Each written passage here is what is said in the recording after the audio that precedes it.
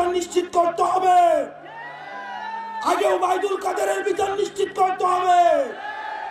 আগে আসাদুজ্জামান খান কামালের বিচার নিশ্চিত করতে হবে।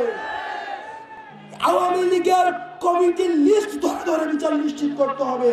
আমাদেরকে হাসিনা কিনতে পারে নাই, আমাদেরকে আওয়ামী লীগ কিনতে পারে নাই। আমরা ত্যাক্ত কণ্ঠে বলতে চাই, এই তরুণ প্রজন্মের সাথে আপনারা যারা বেঈমানি করবেন, আপনারা আমাদের আসনের লোক দেখাবেন, আপনারা বলবেন আমরা মুখ আসন ছেড়ে দিব, পার্লামেন্টে একটা সিট দিয়ে আপনারা আমাদেরকে কিনতে পারবেন না। আপনারা যারা আওয়ামী লীগের বিচার বাদ দিয়ে আওয়ামী লীগের পুনর্বাসনের জন্য চিন্তা করছেন, আপনারা এই তরুণ প্রজন্মের সাথে আপনারা দালালি করছেন। প্রিয় সহযোদ্ধা, আপনারা দেখছেন আমাদের ক্রিয়াশীল যে রাজনৈতিক দলগুলো, তারা খুনি ফ্যাসিস্ট শেখ হাসিনার বিচার নিয়ে তাদের মধ্যে আমরা কোনো কথা দেখি না। আমরা দেখি আগামী নির্বাচনে আওয়ামী লীগ থাকবে কি থাকবে না সেটি নিয়ে তাদের মধ্যে আলাপ আলোচনা হচ্ছে, কিন্তু আওয়ামী লীগকে কিভাবে নিষিদ্ধ করা যায় সেটি নিয়ে তাদের মধ্যে কোনো আলাপ আলোচনা নাই। কারণ তাদের মধ্যে ভোট ব্যাংকের চিন্তা রয়েছে, তাদের মধ্যে আওয়ামী লীগের ব্যবসার চিন্তা রয়েছে। আওয়ামী লীগের পুনর্বাসনের মধ্য দিয়ে আওয়ামী লীগের ব্যবসাগুলোকে তারা দখল করতে চায়, আওয়ামী লীগের রাজনৈতিক কাঠামোকে তারা দখল করতে চায়।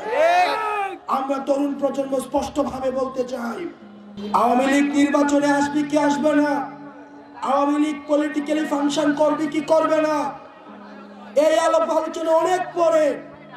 আগে খুনি হাসিনার বিচার নিশ্চিত করতে হবে, আগে ওবায়দুল কাদেরের বিচার নিশ্চিত করতে হবে, আগে আসাদুজ্জামান খান কামালের বিচার নিশ্চিত করতে হবে।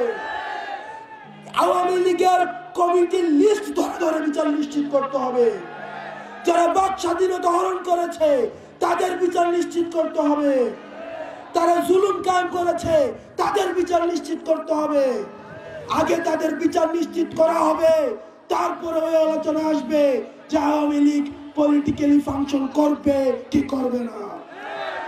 বিচারের পূর্বে যারা আওয়ামী লীগকে রাজনীতিতে দেখতে চান, আমরা স্পষ্টভাবে বলতে চাই, আপনারা যারা জুলাই গণঅভ্যুত্থানে আমাদেরকে দেখেছেন, আমাদের হারানোর কিছুই নাই, ছাত্র জনতার হারানোর কিছুই নাই।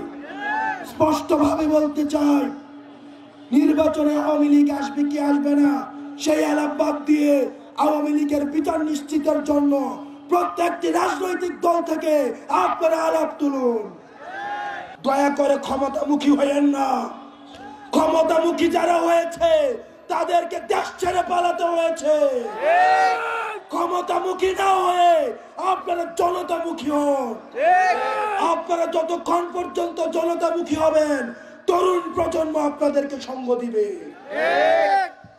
হাসিনার পথকে আপনার অনুসরণ করার প্রয়োজন নাই, আপনারা ক্ষমতা কাঠামোকে অনুসরণ করার প্রয়োজন নাই। আপনারা যে শপথ নিয়ে মানুষের সেবা করতে এসেছেন, আপনারা সেই সেবাটি করুন। আপনারা যদি মনে করেন কোন রাজনৈতিক দলের দালালি করবেন, তাহলে হারুনকে যেভাবে দেশ থেকে পালাতে হয়েছে, বেনজিরকে যেভাবে দেশ থেকে পালাতে হয়েছে, জনগণ যেভাবে ছুঁড়ে ফেলেছে, তাহলে কিন্তু আপনিও সেই কাতারে লিপিবদ্ধ হবেন। পুলিশ এবং জনতা আমরা ভাই ভাই, সুতরাং রাজনৈতিক বিভাজনে না গিয়ে আমাদের আওয়ামী লীগের পুনর্বাসনের প্রশ্নে আমরা ঐক্যবদ্ধ থেকে তারা যেন আর পুনর্বাসিত না হতে পারে সেই জায়গায় ঐক্যবদ্ধ থেকে পরবর্তী বাংলাদেশ বিনির্মাণ করবো আমরা।